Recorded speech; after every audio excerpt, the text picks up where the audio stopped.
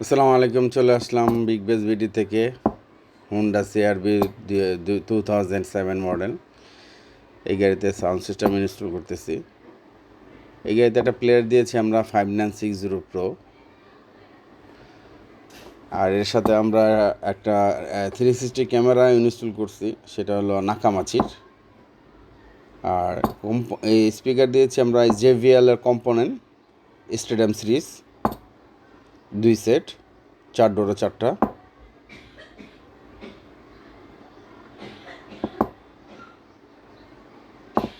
আপনার অ্যালপাইন সিরিজের টাইপ আর 3000 ওয়াট করে এক একটা সাবউফার, দুইটা টাইপ আর দেওয়া হয়েছে, এমটিএফ এর বক্স।